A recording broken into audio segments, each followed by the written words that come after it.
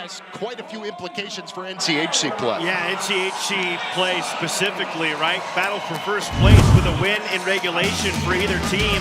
They get first place by themselves in the NCHC. And of course, Western Michigan having an off week is a big reason why. But if Arizona State can at least force overtime, they'll be at worst tied for first, and also a chance to really pull away from the pack. Yeah, so some big implications here. Stick in the early portion of the season, and he's their superstar. Yeah, he is, and really similar to how Cruz Lucius was injected into ASU's lineup, he's been a big piece and a big player for them.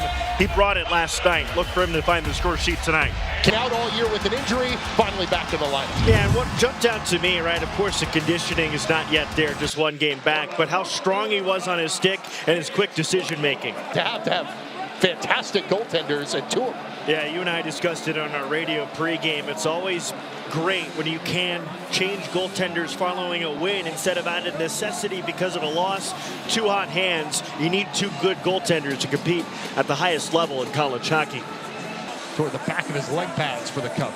And one of the most important things in the game of hockey is scoring first, especially for these two teams. You see the records basically flipped when scoring first or having their first goal scored on them. And that's what Arizona State has done so well in this 8-game win streak, getting ahead early and not having to fight out of a hole like they did so much earlier in the season.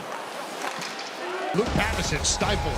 And sometimes you need your goaltender to be your best penalty killer. The biggest area of needs improvement from Pavicic from his last start. Big save there to keep it knotted at nothing. Your three keys to victory for the Sun Devils tonight. And intensity is going to be a big factor, especially with the hungry Fighting Hawks and how many fans that they have traveled. Disciplined intensity going to be big for both teams. Already Arizona State undisciplined twice. Then you go down to what worked for Arizona State in last night's game. Defensive gaps and their sticks. Did a tremendous job of not allowing too much freedom of movement for North Dakota in the offensive zone. And then number three, what Arizona State has played with really for the last 8 games, championship level hockey. You want to be a championship caliber program, you got to bring that level of play to the ice. They did last night. So far, so good tonight. It really adds to the storyline of the season so far that you and I have discussed at length. It's margins in college hockey. They're razor thin. Really, the only difference is power play percentage on that sheet in favor of North Dakota. But Arizona State starting to find some more momentum in that category. Had a power play goal last night.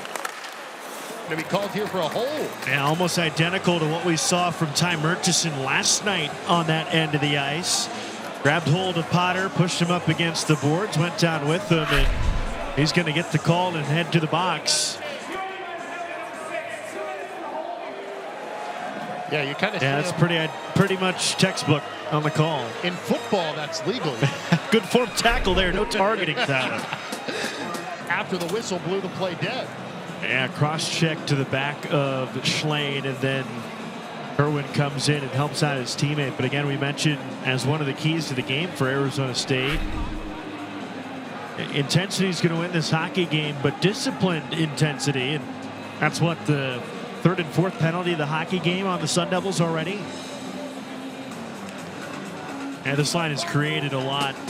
Just their second game together, Lucius, Potter, Shimmick. Of course, you have the youth hockey connection of Lucius and Shimmick. The reason they've decided to come together here at Arizona State.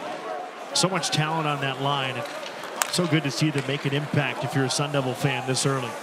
Ties are important, right, in terms of seeding for the NCHC tournament coming up at the end of the year. Some interesting tiebreakers in the league. Of course, not every team plays head-to-head at both sites. So the first tiebreaker is head-to-head win percentage of if you have played a home-and-home with that team. So for Arizona State, think teams like Denver, Colorado College, Omaha, and Duluth. Then go on down, and regulation wins matter. Of course, so many different different things, and then, okay, we can just flip a coin, Tyler, if we need to. That's my favorite one. And look at kind of those grade A chances we think about. And really, it felt like North Dakota had a couple of more of those grade A opportunities than Arizona State, especially on a couple of odd man rushes. And you got to tip your cap to Luke Pavicic for how strong he's been in net for Arizona State to keep the team at a scoreless draw after one. He really just kind of looked surprised by one shot. Other than that, he's been so stout. And Arizona State had a couple of chances of their own. They did score a goal after the stretch of a bunch of power plays, but it was ended up being called offside. And you can see the goal there. Again, Cruz Lucius, a great job to use his strength and body control to get it back out to Beck, who finds Shimmick to score the goal. It was waved offside because of Cullen Potter, and a puck popped up in the air. But really, both teams, I would say, lucky to be scoreless draw right now. That one's a call all day. It's a hold, and the ref is right. I mean, these are penalties. I was just about to say, you've kept North Dakota's power play, lethal power play, scoreless on the weekend. You got to stay disciplined and not give them another chance, and you do right away.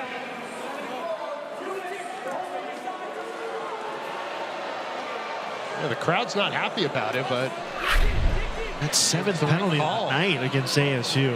And this is, I mean, Arizona State has taken a massive turn for the better this season in terms of discipline. A couple of years ago, they were among the most penalized teams in the nation. This year, they're towards the bottom. And tonight, just uncharacteristic of an Arizona State squad that we've become accustomed to not seeing in the box a whole lot. And what it has been tonight, it's a lack of moving your feet and just playing with your upper body instead of your entire body to get yourself out of position to where you have to do that. Well, 6 times the charm for the power play group, a group that came in 27+% on the year, and you just can't give them this many opportunities. A great snipe. Good net front presence to delay the vision of Pavicic, and that's how they take the lead back. That's good hockey for North Dakota to take advantage of an opportunity that Arizona State gave you. What a hockey ice coming up.